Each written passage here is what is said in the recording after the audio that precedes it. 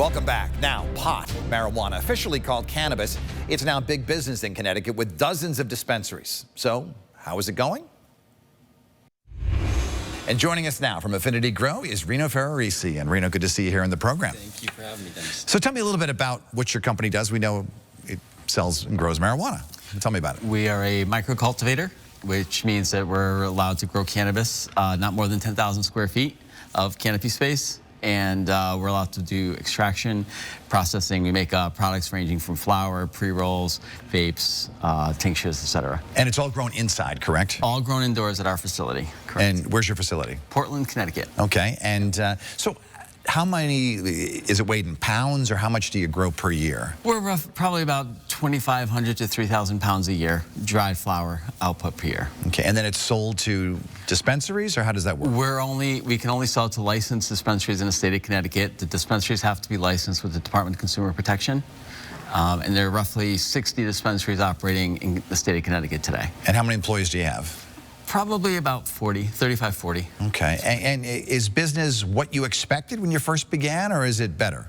I have a joke, it's growing, but...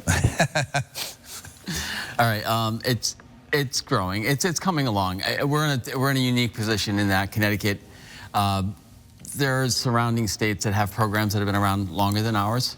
So we're sort of playing a little bit of catch up. You know, Massachusetts came online in 2018. Sure.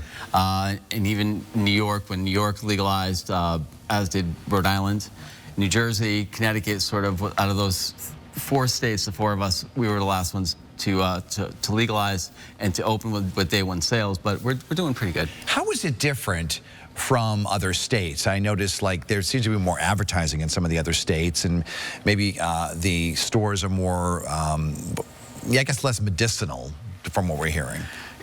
Correct.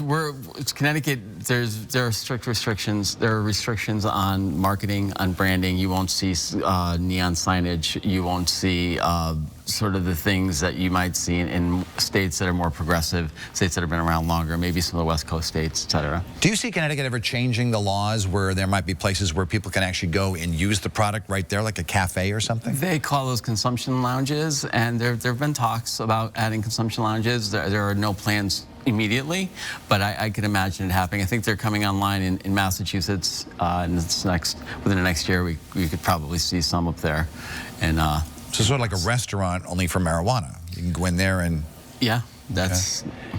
And in terms of the product, so you just grow the actual plant. Do you produce it into various products? We do. Like I said, we do pre-rolls, pre-roll cigarettes. Which is a joint, sort of. Which is a joint, okay. Right? And we have vapes from oil, and we make gummies. Okay. And I think that's pretty much the full set. What's the most popular product? Flower by far. Okay. Flower is 60% of what we do. So flower is? Just the buds. In layman's terms, the buds? Yep. So that's like just the regular marijuana, people buy it and they roll their own? They roll their own. Although a lot of folks like pre-rolls joints. You can buy a 1-gram joint, and it's convenient. You don't have to worry about buying papers, etc. So a couple of years ago, before it was legal in Massachusetts, in Connecticut, I went to Massachusetts for a story, and they told us that one of the big sellers was cannabis-infused seltzer. Is that a big seller here? It is, yeah. Beverages are the most popular product form at present. It's growing the most market share across the country, actually. And this surprised me, olive oil. Cannabis-infused olive oil, because I guess you can cook with it. You can. Folks like to do that, too. How long does it take to grow from seed to a plant? From a seed, we grow from cuttings. You can harvest. It's about 4 months, about 4.5 months.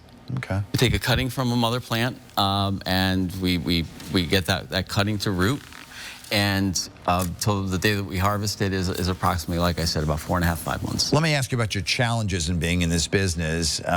Number one, what are they, and what could the state do to make them less of a challenge, in your judgment?